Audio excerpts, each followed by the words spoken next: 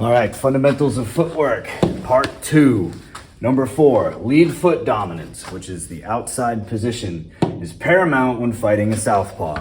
So when you're fighting somebody who is mirror imaged from you, whether you are the orthodox guy fighting a southpaw or you are the southpaw fighting an orthodox person, the rear hand, the straight, is what people used to call the southpaw killer.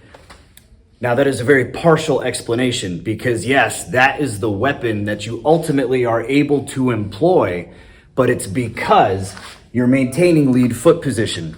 When your lead foot is on the inside of your opponent's lead foot, you're gonna put yourself in position to get hit in the teeth by their straight hand, right? Which is, if you're the orthodox fighter, it's gonna be their straight left. When you're the one that has lead foot dominant position, which means your lead foot is on the outside of their lead foot, that means it's very hard for them to hit you with their straight. They're gonna have to hit you with a cross. See the video on the difference between a straight and a cross if you wanna know more about that. When you have the ability to throw that straight, you can hide it better, and you also have the ability to more effectively jab while stepping to the outside, and you have the ability to throw your lead hook. So at the end of the day, the most important thing when fighting somebody who is a mirror image of you is to have lead foot dominant position, unless you fight a mirror imaged fighter, a southpaw when you're an orthodox fighter, unless you fight them like Roy Jones. And Roy Jones fought them differently than almost every other fighter because he would move to their strong side by moving to his strong side. I'll do a whole video on that later. Anyway, so next, always start and finish in your fight stance. When both of you are moving, sometimes your feet get in strange positions. It's important that no matter what, you should not be so self-conscious about your stance that you don't fix it. And you see that when fighters start to really understand where their feet are supposed to be. What happens is sometimes they get so self-aware of where their feet are that they'll let them sit in a bad position to their detriment. So if you feel your feet get out of position, fix your stance and do it immediately, and don't care about how goofy it might look to get your feet right. Your feet always need to be right, and they always need to be under you. What you see a lot of the times is pro fighters that stop fighting outside of a ring and they're always fighting on squishy ground. Their feet start to spread farther and farther apart. That's something that comes with the terrain that they're always training on. It's important that coaches particularly ensure that their fighters keep their feet underneath them, because you're going to have extremely enhanced mobility. And I know there's some conjecture out there, or there's some debate because some people say, oh, you can't hit as hard. That's entirely untrue. You can throw punches just as hard, particularly if you move into the punches, but that comes back to this.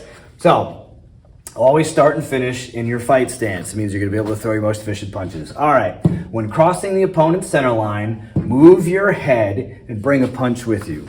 So it's dangerous, and you should never just try to go back and forth across your opponent's center line, because you're gonna get hit in the mouth. So what I'm saying here is when you're coming across, you need to move your head. Either try to come out of range while you're coming across, or change level, drop underneath, right? It's not always going to work, but it's gonna enhance your chances. Remember, everything in boxing is a game of numbers. Everything in every kind of combat, whether it's armed or unarmed combat, is going to come down to numbers. When you first start doing some kind of technique, you're going to be inefficient at it, and you're going to throw it incorrectly 99% of the time, and maybe correctly 1% of the time. As you get better, you enhance the mathematical likelihood of you throwing that punch correctly, or that combination, or whatever the thing is that you're working on. So it's all about numbers. The more consistently you can do a thing, the higher likelihood you have of doing it correctly. So lastly, step into your punches whenever possible. So this is what I was talking about earlier, how you always want to try to use the leverage and the mass of your body. So when you throw a straight, particularly, people have a tendency to bring their weight forward by bringing their weight across their center line, which unfortunately brings their chin forward and endangers them. The best thing to do is to rotate on the back foot and drop your weight straight down, which will still enable the weight to come forward in the appropriate hand without sacrificing range and without putting your chin in a dangerous position. I have a whole video on that. Just watch how I talk about throwing straight punches. I think there's 2 videos on it. So Stepping into your punches means if you're throwing like a walk-in two, which means you're stepping forward on your jab and then you're coming in on your two, you're still gonna pivot the back foot and sit down on it, but you're gonna wait until the foot gets in a position, then you're gonna drop down into the punch.